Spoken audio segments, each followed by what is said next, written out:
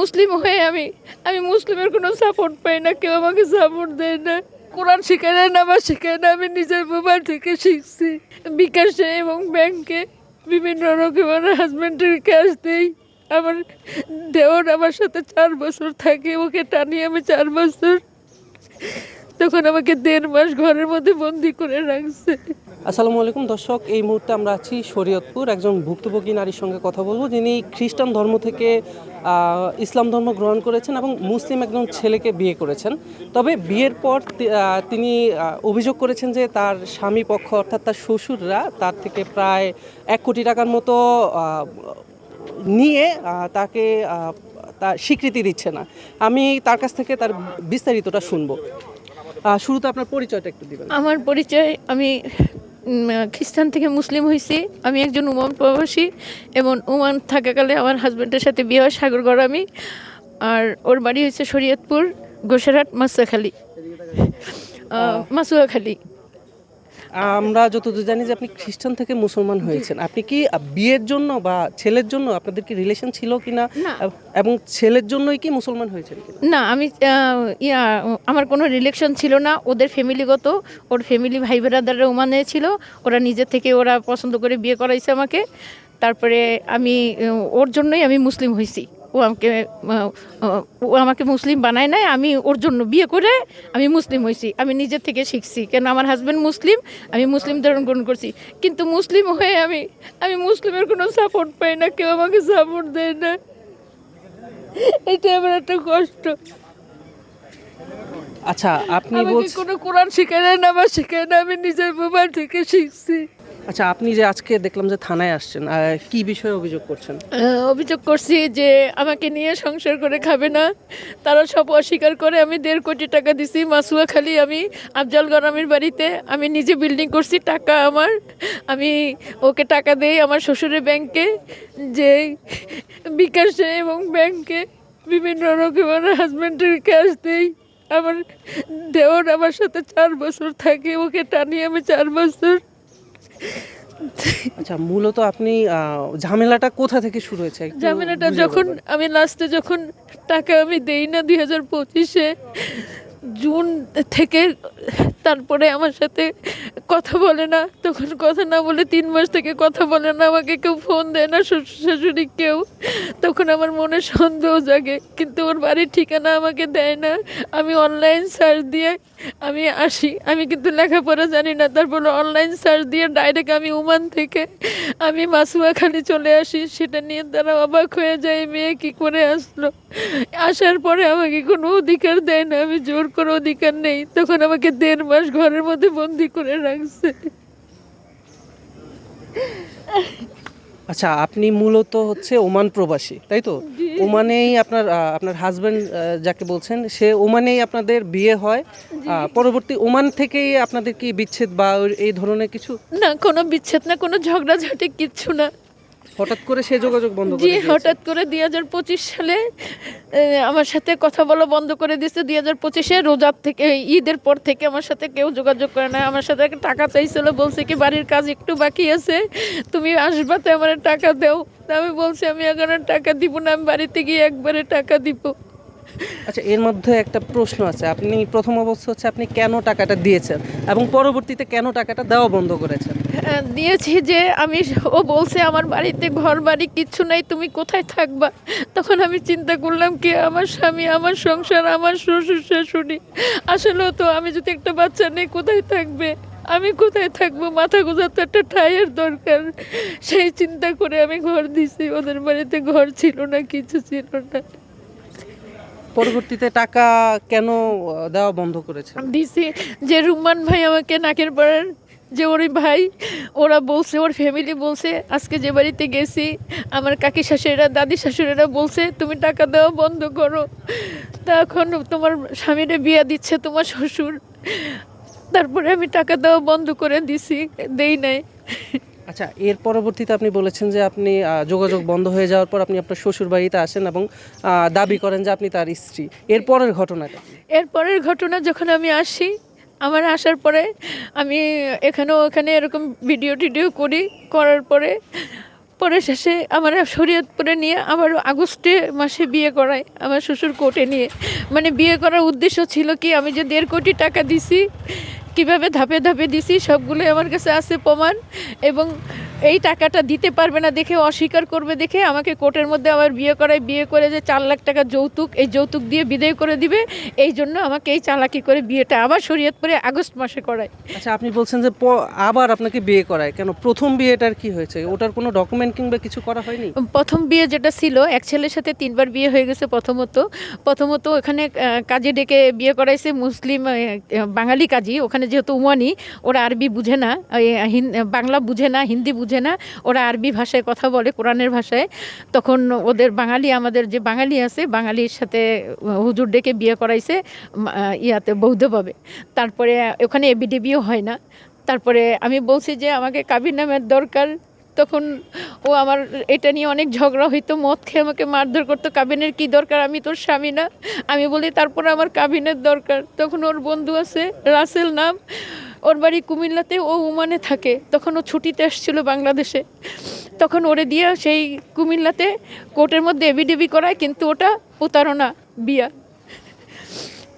মানে ওইটার কোনো কাগজ ভিত্তিহীন, তাই তো? ভিত্তিহীন, কিন্তু এজন্য কাবিন পরবর্তীতে আবার আপনাকে বিয়ে দেওয়া হয়। আচ্ছা, আপনি আরেকটা অভিযোগ করেছেন, সেটা হচ্ছে যে বাড়িটি করেছেন সে বাড়ির জন্য আপনি কত টাকা দিয়েছেন? ওই বাড়িতে আমি 50 লক্ষ টাকা দিই। আচ্ছা, এর মধ্যে আমি আপনাকে একটা প্রশ্ন করি, সেটা হচ্ছে বাড়িটি আমরা দেখেছি এবং বাড়িটি আপনি বলেছেন যে সেটা 50 লক্ষ টাকা দিয়েছেন এবং 5 তলা ফাউন্ডেশন, যেটা আমাকে আপনি একটু আগে 5 তলা বলেছেন। foundation। কিন্তু আমরা বাড়ি দেখে আমাদের কাছে মনে হয়নি যে এত টাকার বাড়ি, বা ওনারাও দাবি করেছেন যে এত টাকা না, বাড়িটার দাম 10 লক্ষ টাকা খরচ করেছেন ওনারা। তো এই বিষয়টি নিয়ে আপনি কি বলবেন? তা এই বিষয়ে যখন তো আমরা বলছে 5 তলা ফাউন্ডেশন দিয়ে, এটা তো সারা জীবনের জন্য বাড়িটা, তো আমরা 5 তলা ফাউন্ডেশন দিয়ে করব। তো আমরা 2 ভাই ভাগ করা হবে, একতলা যদি করি তাহলে 2 ভাইয়ের ভাগ হবে। তখন আমি একটা কথা বলছিলাম, তোমার ভাই তো ইনকামই করে না, এখন ভাইয়ের কথা চিন্তা করো, আগে তোমার কথা চিন্তা করো। এই কথা বলার পরে তা বলছে না ভাই, তো আমাকে ঠিক আছে, সমস্যা নাই। তো আমার এখানে 60 লাখ টাকা যাবে। হ্যাঁ, 60 লাখ বলছে। তো আমি বলছি 60 লাখ। তারপরে আমার কাছ থেকে 50 লক্ষ টাকা নেয়, আমি প্রতি মাসে দেই, এক মুঠে দেই না। তো যখন 3-4 মাসের টাকাটা জমা হয়েছে, ওই সাথে সাথে আমার শ্বশুর ইট আনছে, আইনে আমাকে ছবি টবি দিয়ে দিছে, বিল্ডিং টিল্ডিং শুরু করে দিছে। আর সেজন্য তার আত্মীয়, আমার শ্বশুরের ভাইগনা, আর ওই জাকির হোসেন আমাদের ঘরের পিছনে, উনি এই বিল্ডিং টাকা যে দিছি, ঘর তুলছি, ওনারা সেটা সাক্ষী আসলো। মানে আপনি বলতে চাচ্ছেন আপনি বিল্ডিং করার জন্য 50 লাখ টাকাই দিয়েছেন, তো তারা কত খরচ করেছে সেটা তাদের বিষয়, তাই তো? বলছিল আমাকে যে, আমি বলছি যে আমি তো বুঝি না কত টাকা লাগবে, কিভাবে দিবেন। তখন আমার হাজবেন্ড, আমার শ্বশুর বলছে কি, জীবনের জন্য তো আমাদের জায়গা জমি আর নাই, তাহলে 5 তলা ফাউন্ডেশন দিয়ে করার পরে পরবর্তীতে যখন তো আচ্ছা, আমরা ঠিক 2 আছে। ভাই। এবার আমি আরেকটা বিষয়ে যাই, সেটা হচ্ছে আপনি বলেছেন যে আপনাকে আবার বিয়ে দেওয়া হয়েছে, তারা মেনে নিয়েছে। এরপর কেন আপনি আলাদা হয়ে গেছেন, বা এখন কোথায় থাকেন আপনি, সেটা একটু জানতে চাই। আমি আলাদা হইনি, তারা মারধর করে আমাকে মিথ্যা অপবাদ দিয়ে ঘর থেকে বের করে দিয়ে আমার নামে চুরি মামলা দেয়। যখন তখন রুমান ভাইদের বাড়িতে যাই, আমি তার বাবারে জানাই, রুমান ভাইরে জানাই, রুমান ভাইও সাক্ষী আছে, তার বাবাও সাক্ষী আছে। আর তার কাকা জহিরুল মিদ্দা, নাগেরপাড়া বাড়ি, বড় কাছনা, উনি জানে। তারপর ওনাদের এখানে গিয়ে উঠছি। এখানে আমি আজকে যখন ঘটনাস্থলে ছিলাম, তখন সে বলছে যে আমি ঘরে বাইরে থাকি না, কোথায় যাই, এই পর্যন্ত ওখানেই আমি ছিলাম। আর কোর্টের থেকে তারা ওইখানেই তাদের বলছে যে এই মেয়ের জন্য তোমাদের এখানেই থাকে। তখন আমার তো জায়গা নাই, আমার যেখানে না ওখানে কাজ। আমি একজন খ্রিস্টান থেকে মুসলিম হয়েছি, আমার মা নাই, বাপ নাই, সব থাকতে এখন দুনিয়ার এতিম। ব্যাপার,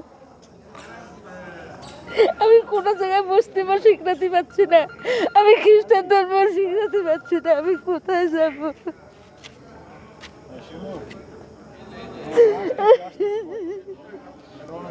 আচ্ছা, আমরা শেষ করব। আপনি হচ্ছে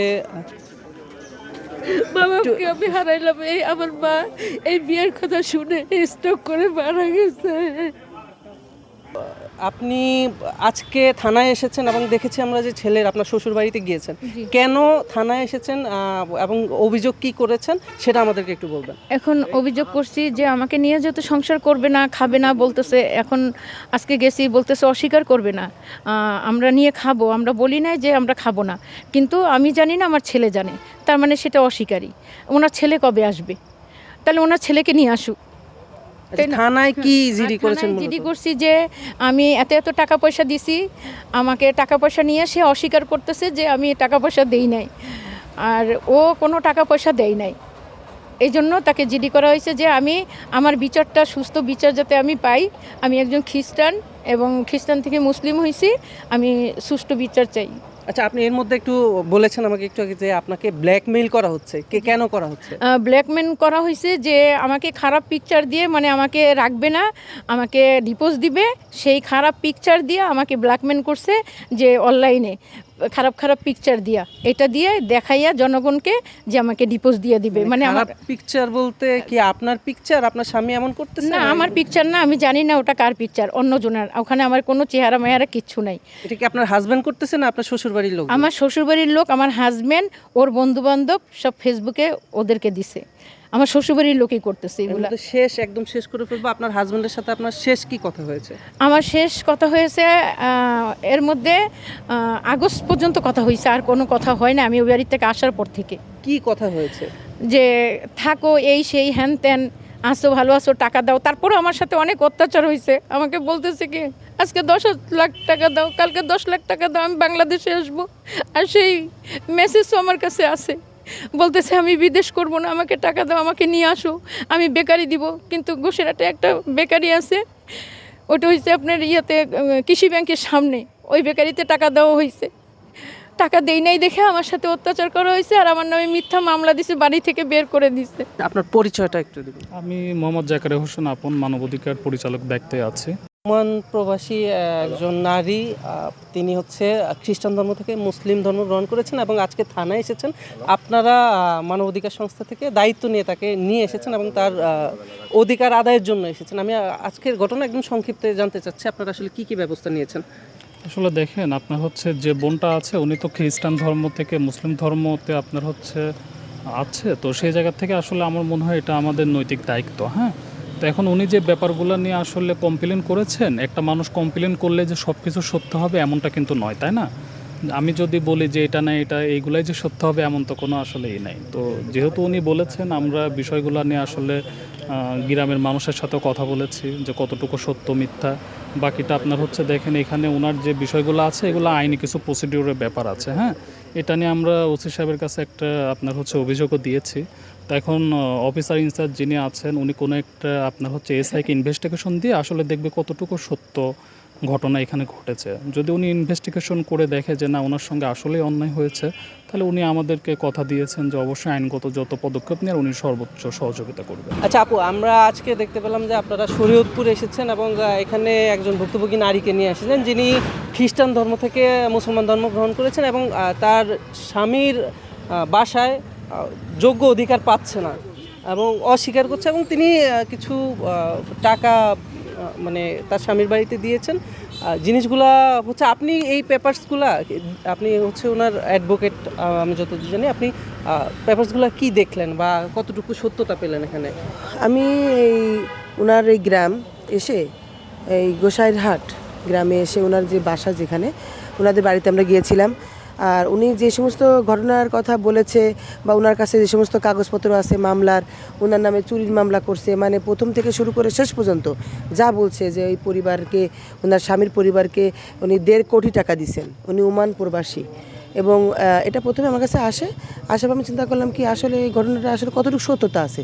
এই জন্য আমরা শরীয়তপুরে আমরা আসি, উনি ঘটনাস্থলে আমাদেরকে নিয়ে যাওয়ার পরে যেটা দেখলাম, ওনার কাছে যে মামলার পেপারসগুলো আছে সবই সত্য। উনার শ্বশুরবাড়িতে উনি আসলে সম্পূর্ণ মানে 1.5 কোটি টাকার থেকে আমার মনে হয় বেশি টাকা দিছে।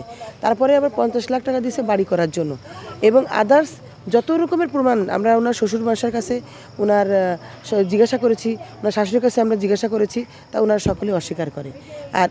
আর ওকে এই আয়শা, যিনি আয়শা, উনি আমরা বলছি দেখেন উনি খ্রিস্টান ধর্ম থেকে মুসলমান ধর্মে দীক্ষিত হয়েছে, আপনার ছেলের বউ আপনারা মেনে নেন।